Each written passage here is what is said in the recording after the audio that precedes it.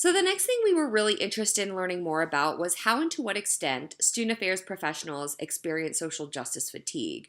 Or, in other words, really figuring out to what extent is the fatigue related to the work versus the environment that they are a part of. And higher ed as an environment or a setting, was a key finding of the study. What we learned is that it's not merely the work that folks are doing, but where they're doing it. So this is really fascinating because higher education, college campuses have really been billed historically as meccas of liberal ideology. We see a lot of activism on college campuses. Folks sort of see it as space to challenge norms and larger systems, and yet in the past few years, we've seen a bit of a shift on our college campuses where the idea that free speech, in particular conservative free speech, must vehemently be protected on our campuses, as if there's a pendulum and it has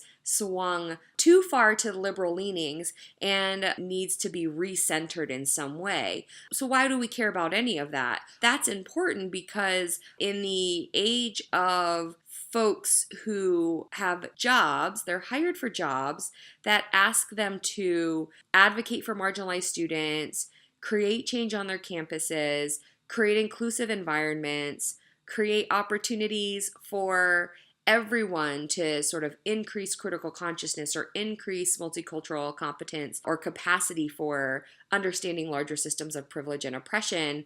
They're being hired into roles yet not given the resources that are necessary for them to be successful in accomplishing the goals that they've been hired to do. And so it is a really interesting conundrum that student affairs professionals find themselves in, particularly if they choose this sort of role. And it's important for us to be thoughtful of this because we are not only asking folks to do tough work as far as creating more just and more inclusive campus environments, but we're almost setting them up to experience fatigue because we have not created organizational processes or structures that allow them to be successful. And this is a really key finding because if we want to think about how student affairs professionals, particularly those charged with equity,